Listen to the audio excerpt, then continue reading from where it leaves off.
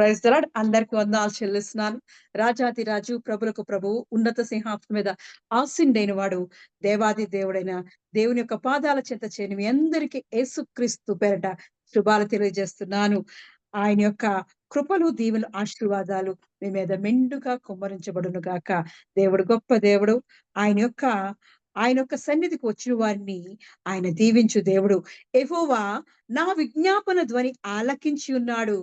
ఆయనకు స్తోత్రము కలుగునుగాక. యెహోవా నా ఆశ్రయము, నా కేడము, నా హృదయము ఆయన యందు నమ్మికయుంచెను గనుక నాకు సహాయము కలిగెను. కావున నా హృదయము ప్రహర్షించున్నది. కీర్తనతో నేను ఆయనను స్తుతించున్నాను. యెహోవా తన జనులకు ఆశ్రయము, ఆయన తన అభిషిక్తునికి రక్షణ దుర్గము. నీ జనులను రక్షింపుము, నీ స్వాస్థ్యమును ఆశీర్వదింపుము. వారికి కాపరివై నిత్యము వారిని ఉద్ధరింపుము. దేవుడు మన ప్రార్థనలు ఆలకించి, విజ్ఞాపన ధ్వనులు ఆలకించి, ఆయన మనల్ని దీవించి, ఆశ్రయించి, వృద్ధిపరుస్తున్నాడు కాబట్టి ఆయనకు మనం స్తోత్రం చేసేవారిగా, ఆయన్నే ఆశ్రయముగా మనం కేడముగా చేసుకొని ఆయన యందు నమ్మిక ఉంచినప్పుడు దేవుడు మనకు సహాయం చేసే దేవుడు. యథార్థముగా ఉన్నప్పుడు దేవుని యొక్క సహాయమును పొందుకుంటాం. యథార్థవంతులను ఆయన వృద్ధిపరిచే గొప్ప దేవుడు. కాబట్టి మన హృదయం ఎల్లప్పుడూ యథార్థ హృదయము కలిగి మన హృదయంలో ప్రవశిస్తూ, ఆయన కీర్తనలతో స్తుతిస్తూ, ఆయన జనులమైన మనము ఆయన యొక్క రక్షణ దుర్గాన్ని బట్టి, ఆయన మనకిచ్చిన అభిషేకాన్ని బట్టి, మనకిచ్చిన రక్షణ బట్టి, మనం మనకిచ్చిన ఆశీర్వాదాన్ని బట్టి దేవుని ఎల్లప్పుడూ స్తుతిస్తూ, ఆరాధిస్తూ, ఘనపరుస్తూ దేవుని యొక్క యొక్క గొప్ప కార్యాలను ప్రచురించేవారుగా మనల్ని దేవుడు చేయునుగాక. దేవుని యొక్క సన్నిధిలోకి ఆ ప్రారంభ ప్రార్థన ద్వారా అడుగు పెడదాం. స్తోత్రమయ్యా, స్తోత్రం, స్తోత్రం, స్తోత్రం. రాజాది రాజానికి వందనాలు చెల్లిస్తున్నానయ్యా. అన్ని నామముల కన్నా పైనామం కలిగిన వాడానికి వందనాలు చెల్లిస్తున్నాను. ఆలోచనకర్త, బలవంతుడైన దేవాది దేవా, నీకే వందనాలు చెల్లిస్తున్నానయ్యా. మహిమా స్వరూపుడై దేవా, అయ్యా ఇదిగో మా మధ్య నివాసం చేస్తున్న వాడానికి వందనాలు చెల్లిస్తున్నానయ్యా. నిన్న నేడు మారని దేవుడివై దేవా, యుగ యుగములు మా మధ్య ఉన్నవాడానికి వందనాలు చెల్లిస్తున్నానయ్యా. జగత్తు పునాది వేయబడక మునిపే దేవా, అనాది కాల సంకల్పంలోనే దేవా మమ్మల్ని నీ కొరకు ఏర్పాటు చేసుకున్నవాడానికి వందనాలు చెల్లిస్తున్నానయ్యా. రాజాది రాజానికి వందనాలు చెల్లిస్తున్నాను. అభిషక్తుడానికి వందనాలు చెల్లిస్తున్నాను. ఆశీర్వదించుకోవడానికి వందనాలు చెల్లిస్తున్నాను. అద్భుతములు చేయడానికి వందనాలు చెల్లిస్తున్నానయ్యా. అయ్యా ఇదిగో తండ్రి, నీ కృపతో, నీ దీవెనతో, నీ ఆశీర్వాదాలతో దేవా మమ్మల్ని వర్ధిలింపజేస్తున్నవాడానికి వందనాలు చెల్లిస్తున్నానయ్యా. దేవా ఇదిగో మా యథార్థతను బట్టి దేవా మమ్మల్ని వృద్ధిపరుస్తున్నవాడానికి వందనాలు చెల్లిస్తున్నానయ్యా. మా హృదయం ఎల్లప్పుడూ దేవా నిన్ను ప్రవర్శించి దేవా, అయ్యా నిన్ను కొనియాడి దేవా, నిన్ను గణపరిచి బిడ్డగా మమ్మల్ని చూడొచ్చున్నానయ్యా. చేరి వచ్చిన ప్రతి బిడ్డను జ్ఞాపకం చేసుకోవచ్చున్నాను. నీ ఆత్మతో నింపి బలపరిచి దేవా, అయ్యా ఇదిగో నీ ఆత్మతో దేవా వారిని ఇగోతని సంపూర్ణంగా దేవా అభివృద్ధి పరచమని అడుగుచున్నానయ్యా. దేవాది దేవానికి వందనాలు చెల్లిస్తూ దేవా ఇదిగో మా ఆరాధన అంతా నీ చేతికి అప్పగిస్తున్నాను. నీ కృపలతో దీవించి ఆశించబడొచ్చున్నానయ్యా. ఆది నుండి అంతం వరకు నువ్వు నడిపించబడొచ్చున్నాను. పాటల్లో వాక్యం ద్వారా దేవ ఇదిగో తండ్రి ప్రార్థనలో దేవా నువ్వు ఉండబడొచ్చున్నానయ్యా. దేవా నీ తోడు, నీ ప్రసన్నత, నీ సన్నిధి దేవా మా మధ్య ఉంచమని, నీ కృపతో, నీ దీవెనతో, నీ ఆశీర్వాదంతో దేవా మమ్మల్ని బలపరచమని యేసుక్రీస్తు యొక్క పరిశుద్ధ నామములో అడిగి పొందుకున్నాను నా పరమ తండ్రి. ఆమేన్.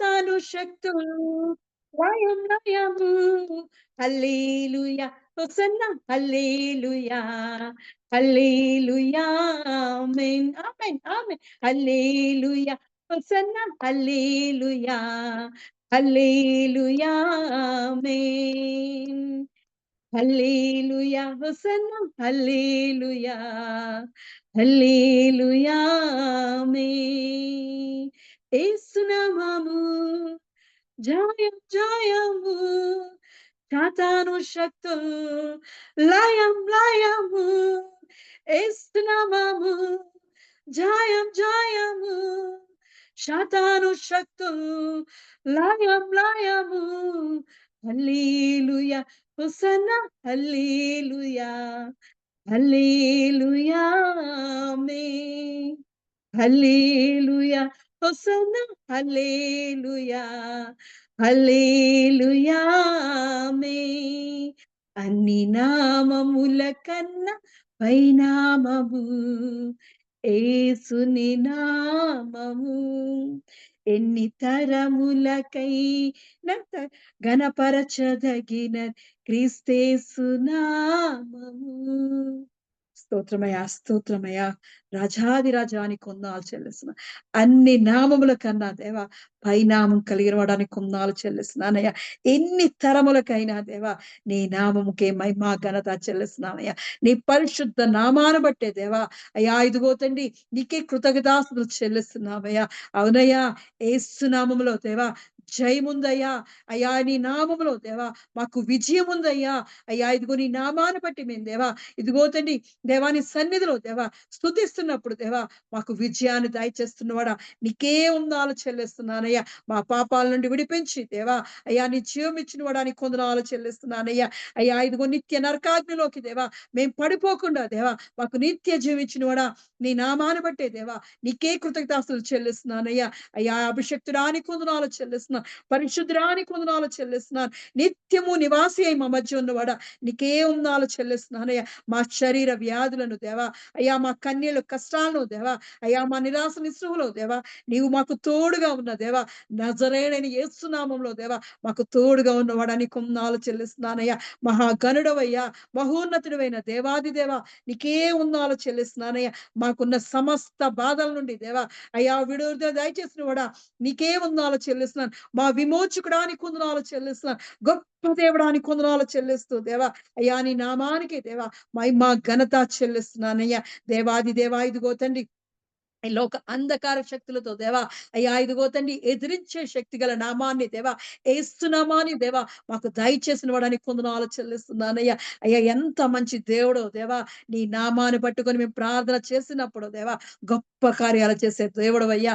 ఆశ్చర్య కార్యాలు చేసే గొప్ప దేవుడో దేవా అద్భుతాలు చేయడానికి కొందనాలు చెల్లిస్తున్నాను. భీకర కార్యములు చేయడానికి కొందనాలు చెల్లిస్తున్నానయ్యా. అయ్యా ఎంత మంచి దేవుడు దేవా ఇదిగో మా మధ్య ఉన్నవాడానికి కొందనాలు చెల్లిస్తూ దేవా అయ్యా ఇదిగో నీకే దేవా మా స్తుతుల సింహాసనం మీద ఆస్తుంటే కమ్మని నీ కృపతో దీవెనతో దేవా మమ్మల్ని బలపరచమని నీ సన్నిధి మాకు తోడుగా ఉంచమని ఎల్లప్పుడూ నీ దీవెన ఆశీర్వాదాలతో చేరి వచ్చిన ప్రతి బిడ్డ నింపి బలపరచమని యేసుక్రీస్తు పరిశుద్ధ నామములో అడిగి పొందుకుని ఉన్నాను నా పరమ తండ్రి, ఆమేన్. ఈ సాయంకాలపు ఆరాధన కొరకు ఏర్పాటు చేయబడిన పరిశుద్ధ గ్రంథం నుంచి వాక్య భాగము దినవృత్తాంతములు 1 దినవృత్తాంతములు మొదటి దినవృత్తాంతములు 16 అధ్యాయము 29 వచనం. దినవృత్తాంతములు మొదటి దినవృత్తాంతములు 16 అధ్యాయం 29 వచనం. భారతీ సిస్టర్ చదువుతారు. స్తోత్రములు ప్రభువా తండ్రి. మొదటి దినవృత్తాంతములు 16వ అధ్యాయం 29వ వచనం. యెహోవా నామమునకు తగిన మహిమను ఆయనకు చెల్లించుడి, నైవేద్యముల చేత పుచ్చుకొని ఆయన సన్నిధిని చేరుడి, పరిశుద్ధాలంకారములకు ఆభరణములను ధరించుకొని ఆయన ఎదుట సాగిలపడుడి. ప్రభు ఈ యొక్క దివ్యమైన వాక్యమును దీవించి ఆశీర్వదించునుగాక. ఆమేన్. ఆమేన్. In English, ascribe to the Lord the glory due his name. Bring an offering and come before him. Worship the Lord in the splendor of his holiness. यहोवा के नाम की महिमा ऐसी मानो जो उसके नाम के योग्य है। भेंट लेकर उसके सम्मुख आओ, पवित्रात्मा से शोभायमान होकर यहोवा का ధనాడవత్ కరో. దేవుడు ఈ పరిశుద్ధ వాక్యమును దీవించునుగాక. ఆమేన్.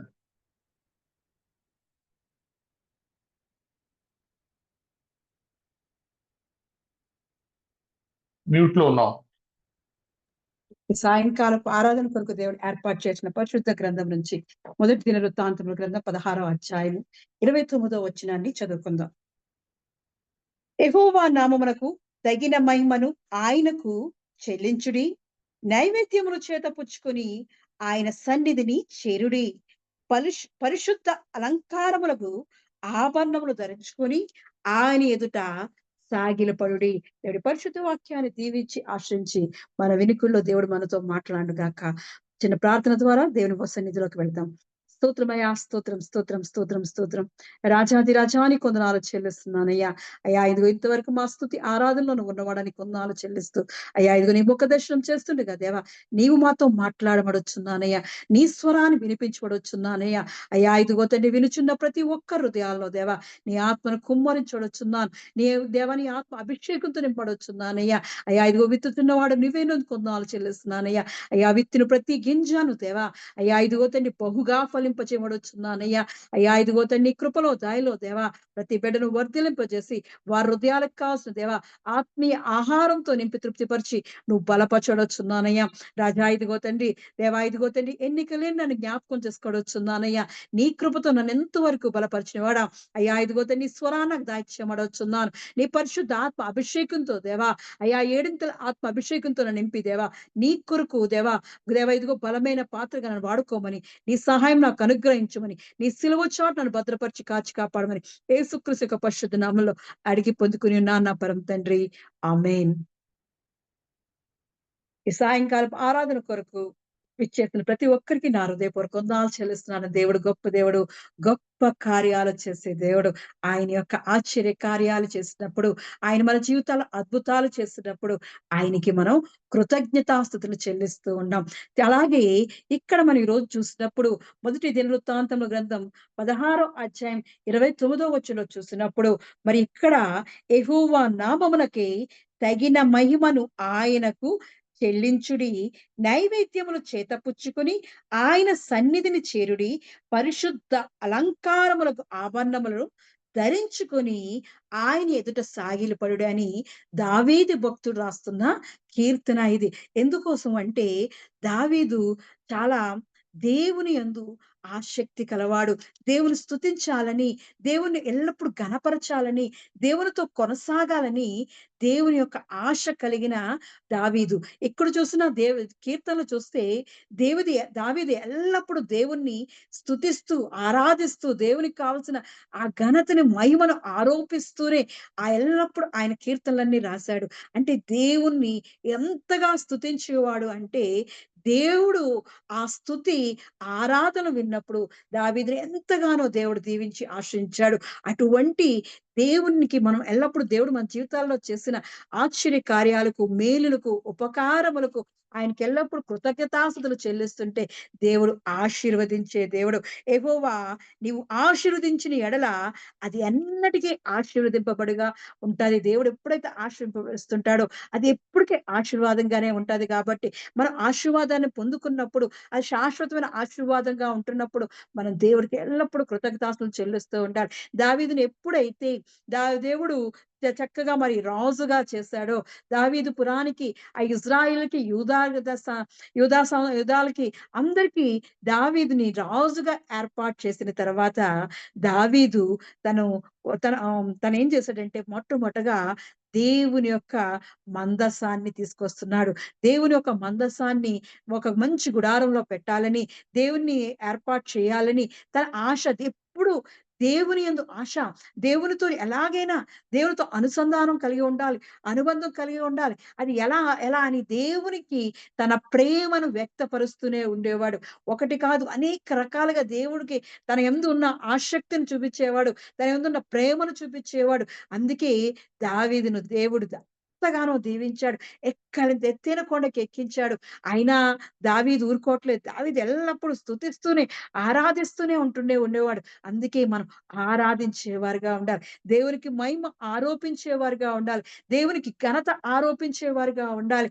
అప్పుడు దేవుడు మనల్ని ఆశీర్వదిస్తూనే ఉంటాడు. మనం ఒక తండ్రికి థాంక్ యూ డాడీ అని ఎవరైనా ఏదైనా సహాయం చేస్తే థాంక్ యూ అని చెప్పినప్పుడు వాళ్ళు ఎంత మురిసిపోతూ ఉంటారో, అలాగే దేవుడు మన జీవితాల్లో చేసిన కార్యాలకు మనము మన దేవాది దేవునికి, మన తండ్రికి ఎల్లప్పుడూ కృతజ్ఞతాస్తుతులు చెల్లిస్తూ ఆయన యొక్క దేవుని ఆశీర్వాదాలు పొందుకుంటూ ఉండాలి. ఎప్పుడైతే దావీదు మందసాన్ని తీసుకొని చక్కటి గుడారం వేయించి దాని మధ్యలో పెట్టాలని తీసుకువస్తున్నాడు. ఆ మందరసం అంతవరకు ఓబేదోము ఇంట్లో ఉండేది. ఆ ఓబేదోము ఇంటి నుంచి దేవుని యొక్క మందసాన్ని యెరూషలేములోకి తీసుకువస్తున్నాడు. 16వ అధ్యాయం మొదటి నుంచి చూసినప్పుడు ఈ ప్రకారము వారు దేవుని మందసమును తీసుకొని వచ్చి దావీదు దాని కొరకు వేయించిన గుడారము నడుమున దాన్ని ఉంచి దేవుని సన్నిధిని దహన బలులను, సమాధాన బలులను అర్పించిరి అంటున్నాడు.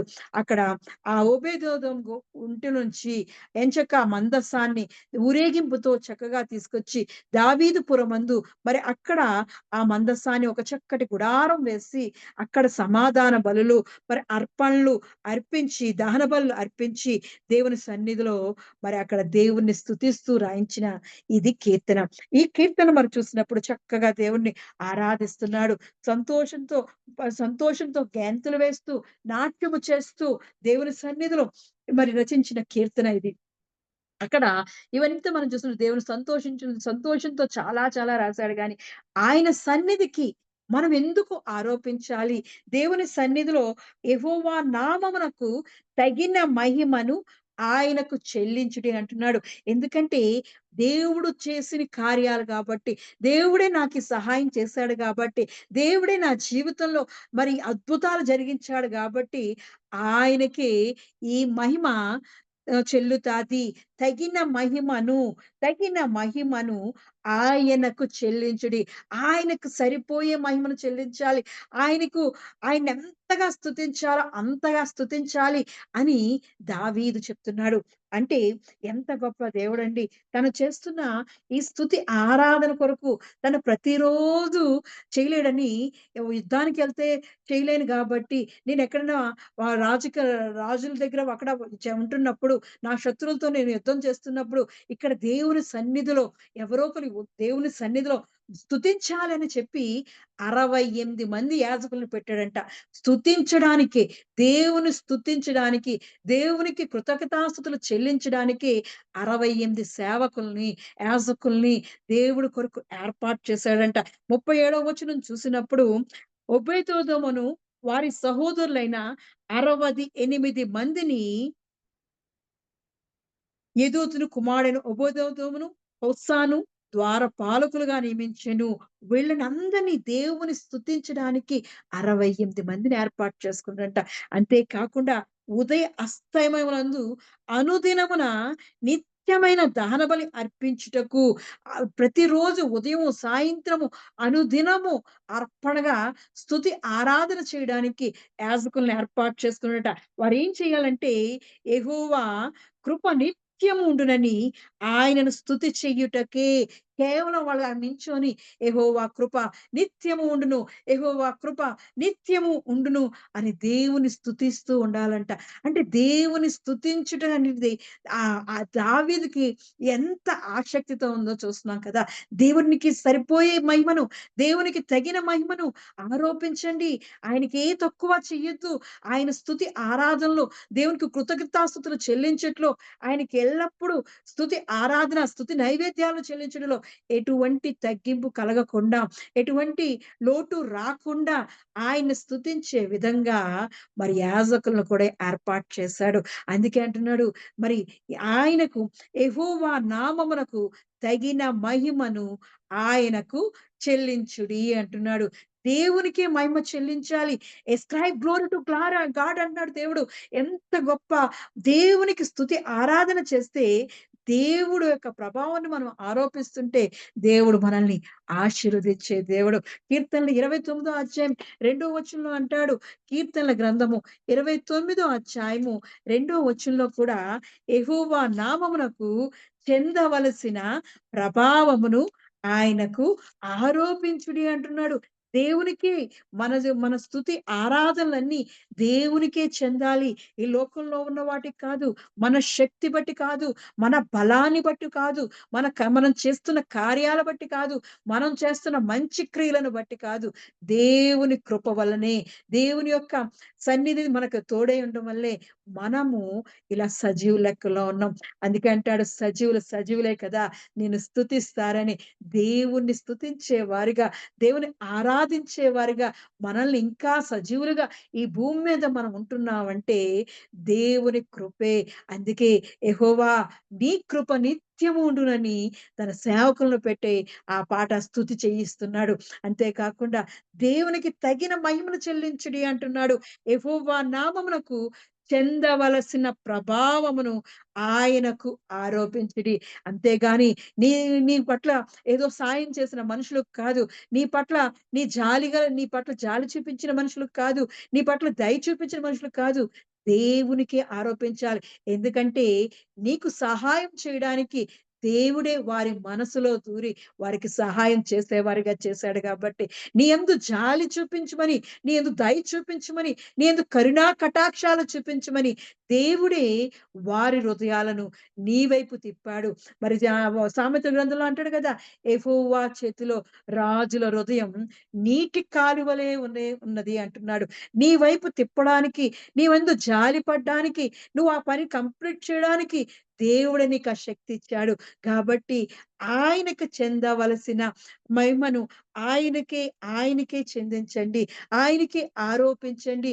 ఇది నా శక్తి చేత కాదు, నా బలము చేత కాదు, దేవుని శక్తి చేతనే మనము పొందుకుంటున్నాము అనేది మనం గ్రహించినప్పుడు దేవునికి తగిన స్తుతులు, ఆరాధన మనము చెల్లిస్తూనే ఉంటాం. దేవునికి మహిమను చెల్లిస్తూ ఉంటాం. 99 అధ్యాయం కీర్తనల గ్రంథము 99 అధ్యాయం 9 వచనంలో అంటాడు, దేవుడు ఎందుకు మనం స్తుతించాలి అంటే, దేవుడు పరిశుద్ధుడు కాబట్టి, ఆయన గొప్ప దేవుడు గాబట్టి, ఆయన సర్వశక్తిమంతుడు గాబట్టి, ఆయనే మన సృష్టికర్త అయిన దేవాది దేవుడై ఉన్నాడు గాబట్టి, ఆయనకే మన మహిమ, ఘనతను ఆయనకు ఆరోపిస్తూ ఉండాలి. కీర్తన గ్రంథం 99 అధ్యాయం 9 వచనంలో మన దేవుడైన యెహోవా పరిశుద్ధుడు. మన దేవుడైన యెహోవాను ఘనపరచుడి. ఆయన పరిశుద్ధ పర్వతం ఎదుట సాగిలపడుడి అంటున్నాడు. మన దేవుడు ఎవరండి? పరిశుద్ధుడు. పరిశుద్ధుడికే మన మహిమను చెల్లించే విధంగా ఉండాలి. యెహోవా నామమునకు తగిన మహిమను ఆయనకు చెల్లించుడి. ఆయన పరిశుద్ధుడు గాబట్టి, సర్వశక్తిమంతుడు గాబట్టి, ఆయన బలవంతుడు గాబట్టి, ఆయన సర్వాధికారి ఉన్నాడు గాబట్టి, ఆయనే సృష్టికర్త ఉన్నాడు గాబట్టి, మహాగణుడై ఉన్నాడు గాబట్టి, మహోన్నతుడైన దేవాది దేవుడు గాబట్టి, ఆయననే మనము దేవాది దేవునికే మన స్తుతి, మహిమను, ఘనతను, ప్రభావమును ఆరోపిస్తూ ఉండాలి. దేవుణ్ణి కొనియాడుతూ ఉండాలి. దేవుడు సర్వశక్తిమంతుడు. ఆయన భూత, వర్తమాన, భవిష్య కాలములో ఉండే దేవాది దేవుడు. యుగ యుగములు నిలిచే దేవుడు. ఆయన తప్ప ఈ లోకంలో, భూమి మీద ఆయన వంటి దేవుడు లేనే లేడు. అక్కడ మనం 16వ అధ్యాయము 1 దినవృత్తాంతాల గ్రంథం 16వ అధ్యాయంలో చూసినప్పుడు, అక్కడ 24వ వచనంలో 23వ వచనం నుంచి చూసినప్పుడు ఆయన అంటున్నాడు కదా! దావీదు ఏమంటున్నాడంటే, సర్వభూజనులారా యెహోవాను సన్నుతించుడి. అనుదినము ఆయన రక్షణను ప్రకటించుడి. ఈ లోకమంతా ఆయనను సన్నుతించాలి. ఆయనకే మహిమను ఆరోపిస్తూ ఉండాలి. ఎందుకంటే ఆయన మన మీద అనుదినము ఆయన రక్షణ మన మీద కుమ్మరిస్తున్నాడు గాబట్టి, ఆయన రక్షణ లేకపోతే, ఆయన కృపాక్షేమము లేకపోతే, ఆయన యొక్క నెమ్మది లేకపోతే, ఆయనిచ్చు ఆరోగ్యము లేకపోతే, మనం ఈ పాటికి ఎలా ఉందుము. కాబట్టి మనమేం చేయాలంటే, అనుదినము ఆయన రక్షణను ప్రకటించేవారుగా ఉండాలి. ఈరోజు నేను సజీవుగా ఇలా ఉన్నాను అంటే దేవుని కృప. నేనిలా ఆశీర్వదింపబడినానంటే దేవుని కృప. దేవుడు నన్ను ఎక్కలేని ఎత్తైన కొండకి ఆశీర్వదిస్తున్నాడంటే దేవుని కృప. నాకిచ్చిన బలాన్ని బట్టి దేవుని కృప. దేవునికి మహిమ అని చెల్లిస్తూ ఆయన్నే మనము అనుదినము ఆయన రక్షణ సువార్తను ప్రకటించేవారుగా ఉండాలి. ఆయనకే మనం నిత్యము యెహోవా నీ కృప నిత్యము మా మీద ఉండును గాక అని ఆయనకే స్తుతి చెల్లించేవారిగా మనం ఉంటున్నప్పుడు దేవునికి మహిమ చెల్లించేవారిగా ఉంటాం. ఆయనకు తగిన మహిమను ఆయనకు చెల్లించుడి అంటున్నాడు. ఆయన్నే మనం ఆరాధించేవారుగా ఉండాలి. ఈ అన్యజనుల్లో ఆయన మహిమను ప్రచురించుడి. సమస్త జనముల్లో ఆయన ఆశ్చర్య కార్యములను ప్రచురించుడి. మనకు ఉన్న ఈ చుట్టుపక్కల ఉన్న బంధువుల దగ్గర, స్నేహితుల దగ్గర, ఈ లోకంలో ఉంటున్నప్పుడు మనం మన జీవితాల్లో చేసిన గొప్ప గొప్ప కార్యాలను, అద్భుతాలను, మనకిచ్చిన స్వస్థతను, మనకిచ్చిన ఉద్యోగాలు బట్టి, మనకిచ్చిన దేవుడు సంపదలను బట్టి దేవుణ్ణి ఘనపరిచే విధంగా ఉండాలి. ఆయన మహిమను ప్రచురించే విధంగా ఉండాలి. అనేక జనములకు, సమస్త జనములకు ఆయన ఆశ్చర్య కార్యములను ప్రచురించే వారిగా మనం ఉంటూ ఉండాలి. దేవుడిని ఆ విధంగా మనం మహిమను, దేవుని యొక్క మహిమను, ఆయన చేసిన ఆశ్చర్య కార్యములను ప్రకటించినప్పుడు దేవుని యొక్క మహిమను ప్రకటిస్తూ ఉంటాము. ఎందుకంటే యెహోవా మహా ఘనత వహించిన వాడు, ఆయన బహుగా స్తుతి నొందదగినవాడు, సమస్త దేవతల కంటే ఆయన పూజ్యుడు. యెహో జనముల దేవతలన్నీయు వట్టి విగ్రహములే. యెహోవా ఆకాశ వైశాల్యమును సృజించినవాడు. ఘనత ప్రభావములు ఆయన సన్నిధిని ఉన్నవి. బలమును, సంతోషమును ఆయన యొద్ద ఉన్నవి. జనముల కుటుంబములారా యెహోవాకు చెల్లించుడి. మహిమ బలమును యెహోవాకు చెల్లించుడి అన్నాడు. ఎందుకోసం మనం ఆయనకి మహిమ చెల్లించాలంటే యెహోవాయే మహా ఘనత వహించిన వాడు. అటువంటి దేవుడు ఎవరు లేరండి. ఆయనే బహుగా స్తుతి నొందదగిన వాడండి. రాజుల్లో రాజుల కంటే రాజండి. ప్రభువుల కంటే ప్రభువే ఉన్న దేవాది దేవుడండి. సమస్త దేవతల కంటే, ఈ లోకంలో ఉన్న ప్రతి దేవత కంటే, దేవుళ్ళ కంటే, అందరికంటే ఆయన పూజనీయుడు అంటున్నాడు. సమస్త దేవతల కంటే ఆయన పూజ్యుడు. జనముల దేవతలన్నీయు వట్టి విగ్రహములే అంటున్నాడు. యెహోవా ఆకాశ వైశాల్యమును సృజించినవాడు. అవును, భూమిని, ఆకాశమును దేవుడు సృష్టించిన దేవుడు. చీకటిగా ఉన్న, అంధకారంగా ఉన్న ఈ లోకాన్ని ఆయన సృష్టించిన సృష్టికర్త. ఆ సముద్రాన్ని, భూమిని, ఆరిన నేలను ఏర్పాటు చేసిన సృష్టికర్త అయిన దేవాది దేవుడు. అందుకే మనం ఆయనకి మహిమను ఆరోపిస్తూ ఉండాలి. ఆకాశములో సూర్యుడిని, చంద్రుడిని, మరి దేవాది దేవుడు నక్షత్రాల్ని ఏర్పాటు చేశాడు. భూమి మీద పక్షుల్ని, మరి చక్కగా ఆ చెట్లను, అన్ని రకాల జంతువులను దేవుడు ఏర్పాటు చేసి సృష్టించాడు. అంతేకాకుండా సముద్రములో జలచరాలు, పెద్దవి, చిన్నవి అన్నిటిని ఏర్పాటు చేసిన, సృష్టించిన సృష్టికర్త అండి. దేవాది దేవుడు సృష్టికర్త. మట్టి నుండి నిన్ను, నన్ను కూడా ఆయన సృజించిన గొప్ప దేవుడండి. ఆయన జీవ వాయువు ఇవ్వగా మనము నిలిచి ఇదిగో దేవుని స్తుతించే వారిగా ఉంటున్నామండి. అందుకోసం దేవుని, మన సృష్టికర్త అయిన దేవాది దేవుణ్ణి మనకి మనము స్తుతి, మహిమ, ఘనతలు చెల్లించే వారిగా ఉండాలి. అన్ని నామముల కన్నా పైనామం కలిగిన వాడు యేసయ్య నామమే. అటువంటి నామాన్ని మనం ఘనపరిచే వారిగా ఉండాలి. అటువంటి నామానికే మహిమ చెందించే విధంగా ఉండాలి. ఆయన మహిమను మనం ఆరోపిస్తూ ఉండాలి. ఆయనకి ఘనతను ఆరోపిస్తూ ఉండాలి. ఎందుకంటే ఆయన మహాగణుడై ఉన్న దేవుడు. ఆయనే బల సౌందర్యములు ఆయన దగ్గర ఉన్నాయంట. ఎప్పుడైతే నువ్వు దేవుని ఆరాధిస్తూ ఆయన్ని స్తుతిస్తూ ఆయనకి రావాల్సిన మహిమను చెందిస్తుంటావో అప్పుడేం చేస్తాడో తెలుసా? ఆయన సన్నిధిలో ఉన్న ఘనత ప్రభావములు, బలమును, సంతోషమును ఆయన నీకు, నాకు అనుగ్రహించే దేవుడు. ఆయన్ని మహిమపరిస్తే ఆయన ఊరుకోడండి. ఆయన చక్కగా మళ్ళీ ఆశీర్వాదాలను దయచేసే దేవుడండి. ఆయన ఊరికనే ఎవరిని విడిచిపెట్టే దేవుడు కాదు. ఆయన ఇంకా ఆశతో, నువ్వెంతగా ఆశతో ఆయన దగ్గరికి వస్తున్నప్పుడు, ఆయన్ని మహిమపరుస్తున్నప్పుడు ఆయన మంచి మంచి గిఫ్ట్‌లు ఇస్తుంటాడండి. ఆయన దగ్గరున్న ఘనత, ప్రభావం అంతా నీకు, నాకు ఇస్తాడు. ఎప్పుడు ఆయనకి రావాల్సిన మహిమను ఆయనకిచ్చినప్పుడు, ఆయనకి రావాల్సిన ఘనతను ఆయనకిచ్చినప్పుడు, ఆయన కీర్తిస్తూ, స్తుతిస్తూ, ఆరాధిస్తుంటే ఆయనేమో మనల్ని ఈ లోకంలో ఘనతని, కీర్తిని, ప్రభావమును మనకు అనుగ్రహించే దేవుడు. అంతే కాకుండా బలమును, సంతోషమును కూడా ఆయన మనకి అనుగ్రహించే దేవుడండి. దేవుడి యొక్క బలం వస్తే చాలు. నిన్నటి దినాన మనం చూసాం కదా! ఎప్పుడైతే దేవుని యొక్క సహాయం పొందుకున్నాడో, మరి ఉజ్జియా, మరి తన రాజ్యాన్నంతటిని అభివృద్ధి చేసుకున్న తర్వాత మరి దేవుడు ఎంతగానో తనని దీవించి, ఆశించి అభివృద్ధి పరిచాడు. తన కీర్తి ఐగుప్తు దేశం వరకు వెళ్ళిందంట. అనేక దేశాల వరకు వ్యాప్తి చెందిందంట. అవును, దేవుని సన్నిధిలో యథార్థంగా ప్రవర్తించినప్పుడు, దేవుని ఆరాధిస్తున్నప్పుడు, ఆయనకి మహిమ చెల్లిస్తున్నప్పుడు, దేవుని సన్నిధిలో ఉన్న ఘనతతో నిన్ను నింపుతాడు, కీర్తితో నింపుతాడు, ఆయన యొక్క బలముతో నింపుతాడు, ఆయన యొక్క సంతోషముతో నిన్ను, నన్ను నింపి బలపరిచే దేవుడు. కాబట్టి మహాగణుడైన దేవాది దేవునికి మహిమ చెల్లించే వారిగా ఉండాలి. పరిశుద్ధుడుగా ఉన్న దేవాది దేవునికి, మన దేవుడైన యెహోవా పరిశుద్ధుడు కాబట్టి ఆయనకే మనం మహిమ చెల్లించాలి. ఆయన దయాళుడు. ఆయన కృప మన మధ్య నిరంతరము ఉంటుంది కాబట్టి ఆయనకే మన మహిమ చెల్లించే వారిగా ఉండాలి.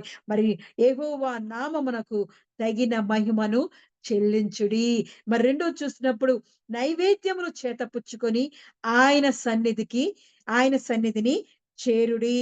రెండోది చూసినప్పుడు నైవేద్యములు చేతపుచ్చుకొని ఆయన సన్నిధిని చేరుడి అంటున్నాడు. ఎంత గొప్ప దేవుడండి.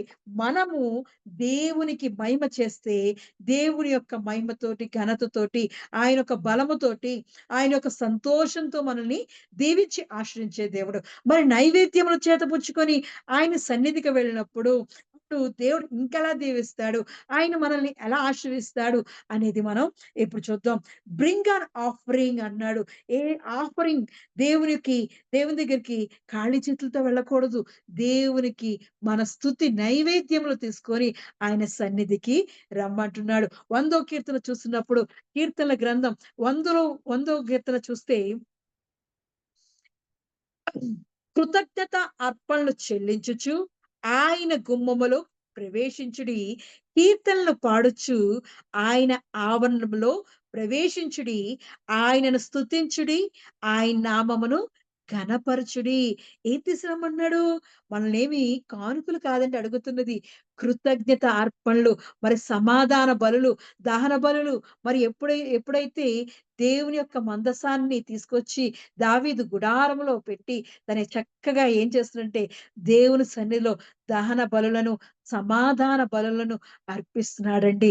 ఎప్పుడు మనం దేవుని దగ్గరికి వెళ్ళినప్పుడు మన జీవితాల్లో చేసిన గొప్ప కార్యాల బట్టి, ఆశ్చర్య కార్యాలు బట్టి, అద్భుతాలను బట్టి, మనకిచ్చిన స్వస్థతను బట్టి, మనల్ని దీవిస్తున్న దీవెన బట్టి, ఆశీర్వాదాన్ని బట్టి మనం దేవుని సన్నిధికి ఉత్సాహంతో, సంతోషంతో వెళ్తున్నప్పుడు దేవునికి మన కృతజ్ఞతాస్తుతులు చెల్లిస్తూ, దేవుడు మన జీవితంలో చేసిన మరి మేళ్ళు తలుచుకుంటూ కీర్తనలు పాడుచు సంతోషముతో ఆయన్ని స్తుతిస్తూ, ఘనపరుస్తూ ఆయన సన్నిధిలోకి మనం వెళ్ళాలంట.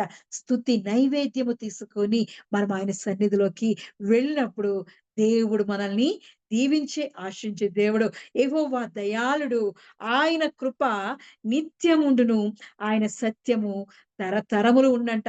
ఎప్పుడైతే మనము కృతజ్ఞతాస్తుతులు చెల్లిస్తూ ఉంటామో, దేవుడు మన జీవితాల్లో చేసిన ఆశ్చర్య కార్యాలను మనం ప్రకటిస్తూ, దేవునికి స్తుతిస్తూ, ఆరాధిస్తూ, స్తుతి నైవేద్యము చేసినప్పుడు ఆయన ఏమన్నాడు? నైవేద్యములు చేతపుచ్చుకొని ఆయన సన్నిధికి రండి అంటున్నాడు. అవును, మనం దేవుణ్ణి స్తుతించే వారిగా ఉంటుండాలి. స్తుతి నైవేద్యాన్ని తీసుకుంటూ వెళ్తుండాలి. అప్పుడు దేవుని యొక్క కృప మన మీద నిత్యము ఉంచే దేవాది దేవుడు. అంతేకాకుండా ఆయనిచ్చు సత్యమంట మన జీవిత కాలమంతా, మన తరతరములు కూడా నిలిచి ఉండేదంట. కాబట్టి ఆయన సన్నిధికి మనము మరి స్తుతి నైవేద్యము ద్వారా ఆయన సన్నిధిలోకి వెళుతూ ఉండాలి. మరి దేవుడు మన జీవితాల్లో ఇచ్చిన కొంతకాలం టైం అనేది, దేవుడు మనకిస్తున్న టైం అనేది దేవునికి ఇస్తూ ఉండాలి. అంతేకాకుండా మనకిచ్చిన టాలెంట్స్‌ని, మనకిచ్చిన రిసోర్స్‌ని, అంటే మనకిచ్చిన దేవుడిచ్చిన వనరులను, సంపదలను దేవుడికి స్తుతి నైవేద్యముగా అర్పిస్తున్నప్పుడు దేవుడు ఎంతగానో మనల్ని దీవించి ఆశ్రయించే దేవుడు. మరి మలాకీ గ్రంథం 3వ అధ్యాయం 10వ వచనంలో చూసినప్పుడు, మలాకీ గ్రంథం 3వ అధ్యాయం 10వ వచనంలో అంటాడు, నీ దశమ భాగములిచ్చి నన్ను శోధించుము అంటున్నాడు.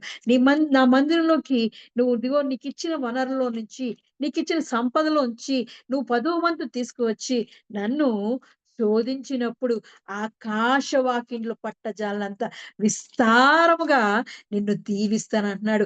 నీకు ఆర్థికంగా నువ్వు ఆశీర్వపడాలా?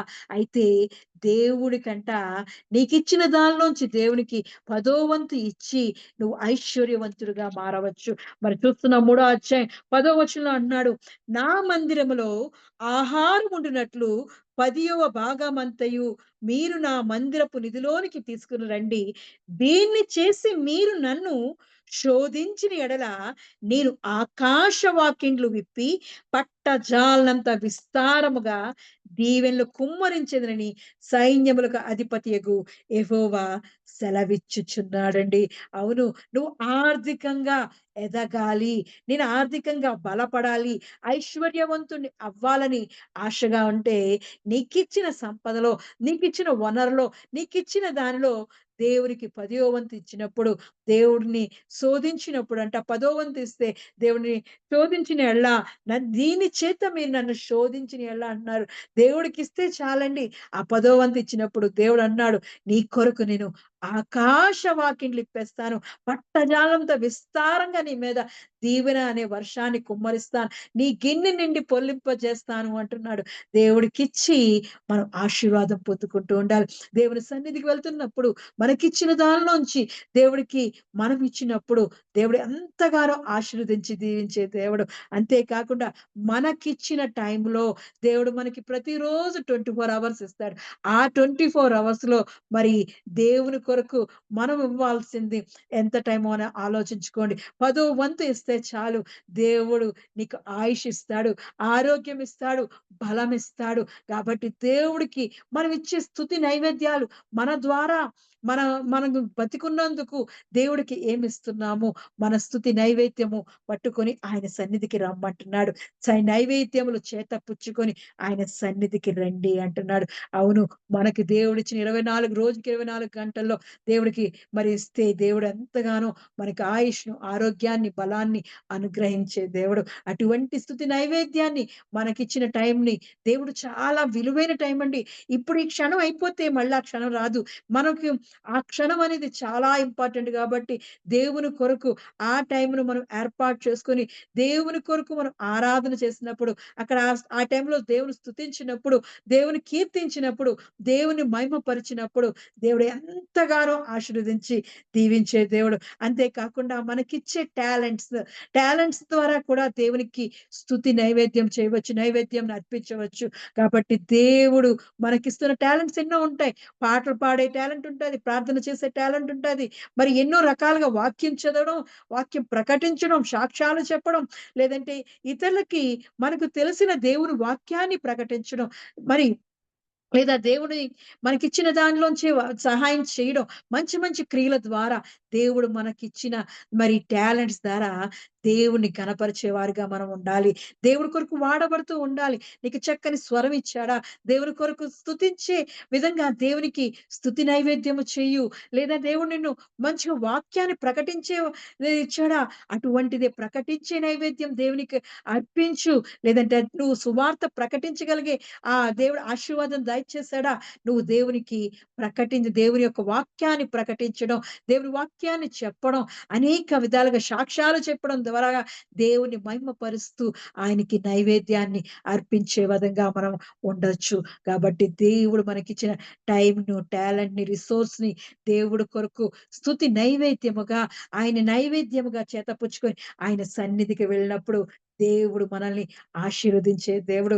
ఆకాశవాకిన్లిప్పి పట్టజాలంత విస్తారంగా ఆశిస్తాడండి.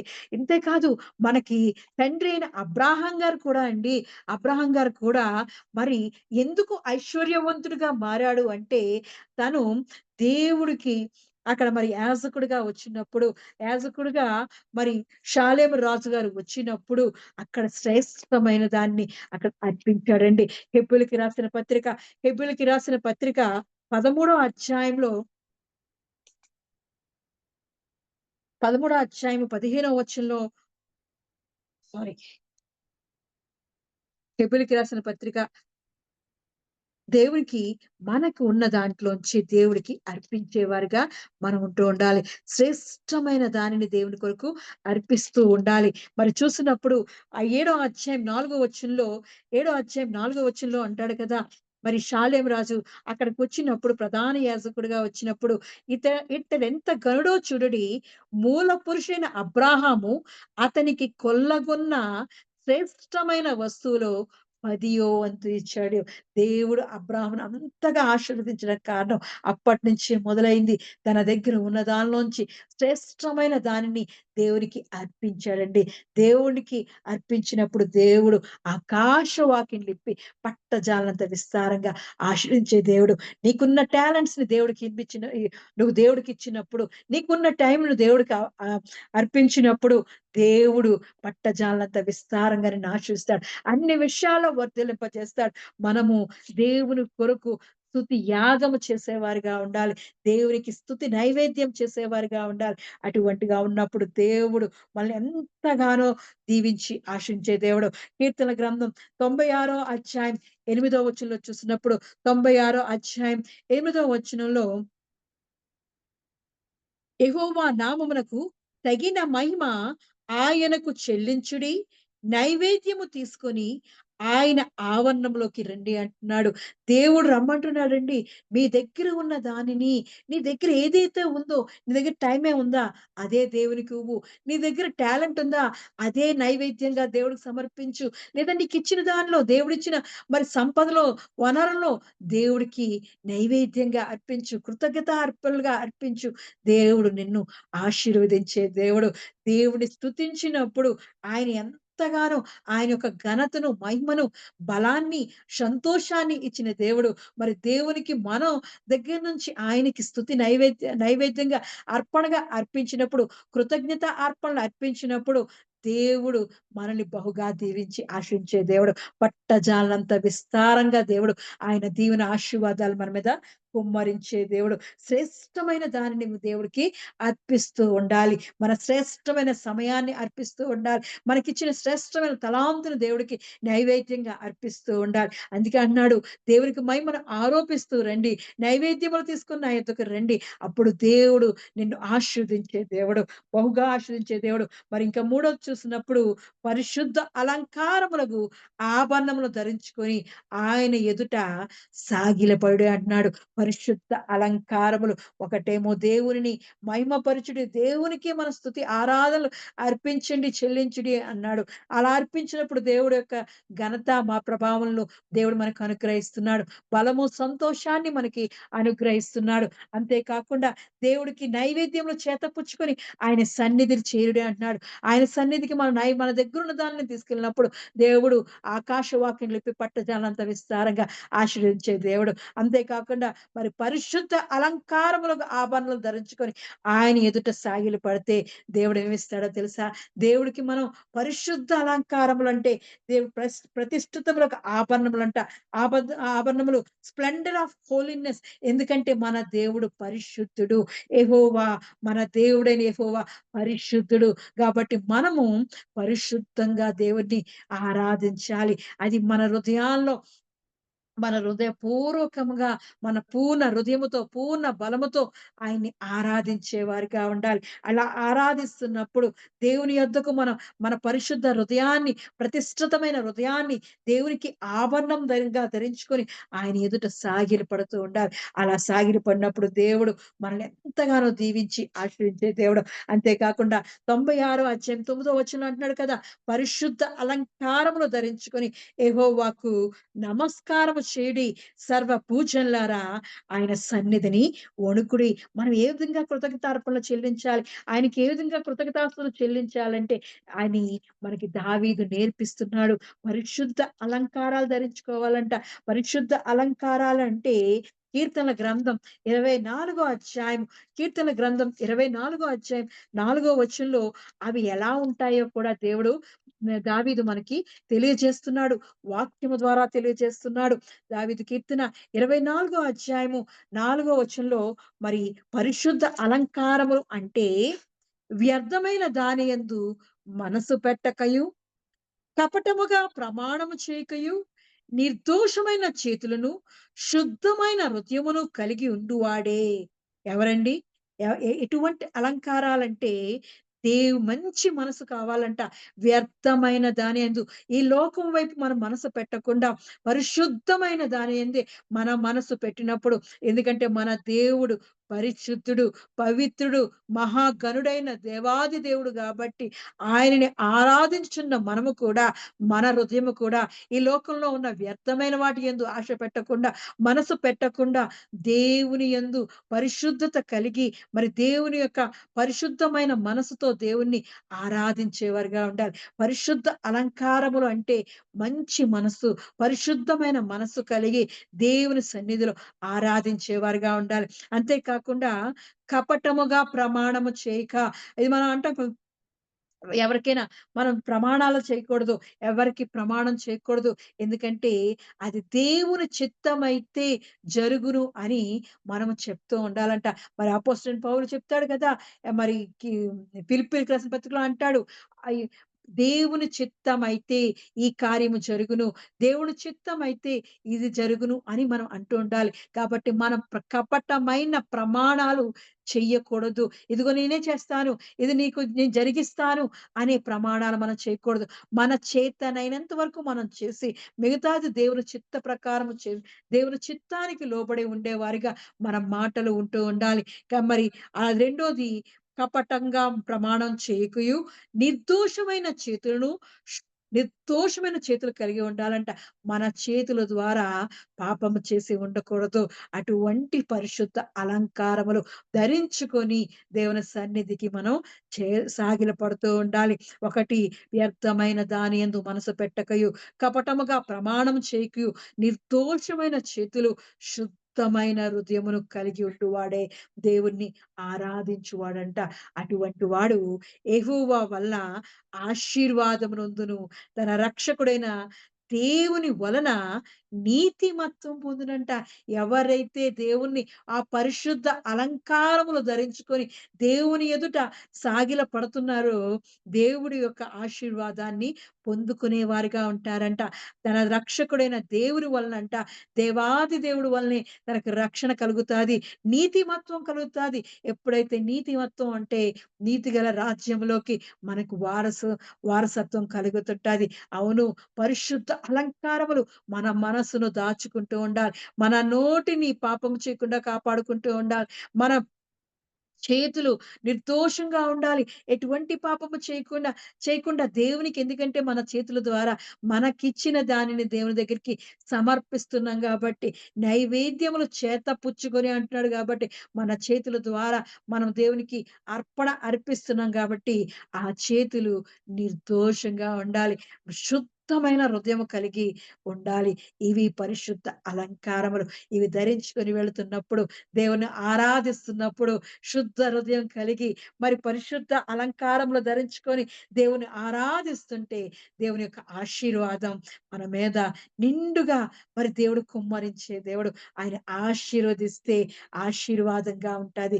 ఆయన దీవిస్తే ఆయన దీవెన తరతరాలు, యుగములు ఆయన యొక్క దీవెన మనకి ఉంటుంటది. అటువంటి దీవెన ఆశీర్వాదాలు మనము పొందుకోవాలి అంటే దేవునికి కృతజ్ఞతాస్తుతులు చెల్లిస్తున్నప్పుడు, దావీదు ఎలా అయితే మనకు నేర్పిస్తున్నాడో మనము నేర్చుకున్నప్పుడు, దేవుడు కూడా మనల్ని దావీదును దీవించినట్లు మనల్ని కూడా దేవుడు దీవిస్తుంటాడు. యెహోవా నామమునకు తగిన మహిమను ఆయనకు చెల్లించుడి. నైవేద్యమును చేత పుచ్చుకొని ఆయన సన్నిధిని చేరుడి. పరిశుద్ధ అలంకారములకు ఆభరణములను ధరించుకొని ఆయన ఎదుట సాగిలపడుడి అంటున్నాడు. ఎంత గొప్ప దేవుడండి! రాజాది రాజుని, మరి మహాగణుడైన, మహోన్నతుడైన దేవాది దేవుణ్ణి మనము మరి దేవుణ్ణి దేవుని మహిమ చెల్లిస్తున్నప్పుడు, దేవుడు మనల్ని ఆయన మహిమతోటి, ఆయన ఘనతతోటి, ఆయన బలము సంతోషంతో నింపుతాడండి.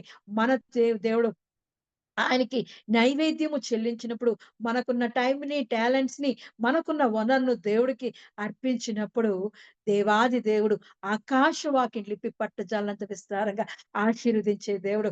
ఇక్కడ మన స్తుతి నైవేద్యంగా చూసినప్పుడు, నైవేద్యంగా మన దేవుడే, యేసుక్రీస్తే మన కొరకు, మన పాపాల కొరకు ఆయనే బలిగా అర్పించబడ్డాడండి. అవునండి, ఆ రక్తములో మనం పరిశుద్ధులుగా మారాం గాబట్టి, దేవాది దేవుడే మన కొరకు ఆయన బలిగా అర్పించుకున్నాడు. కాబట్టి ఆయన ఇచ్చిన రక్షణతోటి ఆయన సన్నిధిలోకి మనము సంతోషముతో, ఉత్సాహంతో, కృతజ్ఞతాస్తుతులు చెల్లిస్తూ దేవుడు అడుగుతున్నాడు, పరిశుద్ధ అలంకారములు ధరించుకొని నా దగ్గరికి రండి, సాగిలపడుడి అంటున్నాడు. అవును, ఆయనిచ్చే పరిశుద్ధ అలంకారములు కపటమైన మాటలు లేకుండా శుద్ధ హృదయము కలిగి, మరి నిర్దోషమైన హృదయము కలిగి, ఆ నిర్దోషమైన చేతులు కలిగి, శుద్ధమైన హృదయాన్ని కలిగి దేవునికి మన రు మన మనం దేవునికి ఎదుట సాగిలపడుతూ ఉండాలి. మరి దేవుడే మన కొరకు ఆయనే బలిగా అర్పించబడ్డాడండి. 9వ అధ్యాయం 12వ వచనం, ఏప్రిల్‌కి రాసిన పత్రిక 9వ అధ్యాయం 12వ అధ్యాయంలో అంటున్నాడు కదా! మేకల యొక్కయు, కోడెల యొక్కయు రక్తముతో కాక తన స్వరక్తము ఒక్కసారే పరిశుద్ధ స్థలములో ప్రవేశించెను.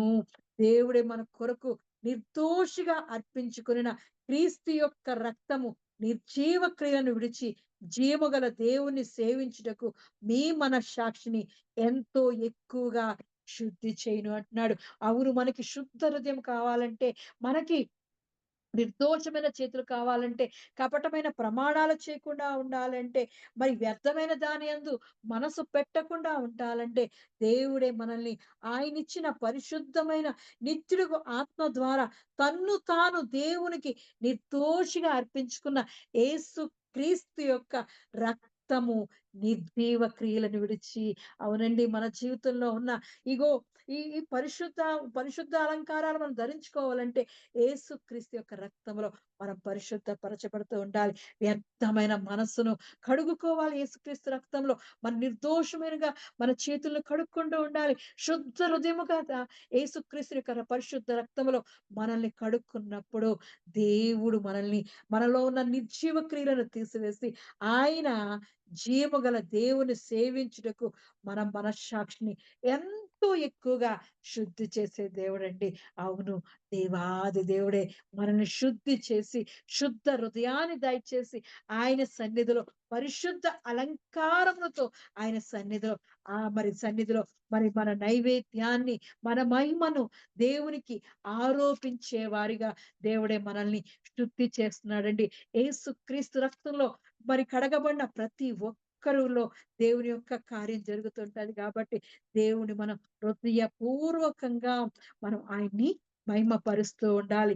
మనము దేవుని కొరకు మన హృదయాలను సజీవ యాగముగా దేవుని కొరకు అర్పించుకుంటూ ఉండాలి. నైవేద్యముగా దేవాది దేవుడే యేసుక్రీస్తే తన్ను తానుగా స్వరక్తమిచ్చి మనల్ని కొనుక్కున్నాడు కాబట్టి, మనము కూడా దేవుని కొరకు, కాబట్టి రోమీయులకు రాసిన పత్రిక 12వ అధ్యాయం 1వ వచనం అన్నాడు, కాబట్టి సహోదరులారా, పరిశుద్ధమును దేవునికి అనుకూలమునైన సజీవ యాగముగా మీ శరీరములను ఆయనకు సమర్పించుకొనుడని దేవుని వాత్సల్యమును బట్టి మిమ్మును బతిమాలుకొనుచున్నాను అంటున్నాడు.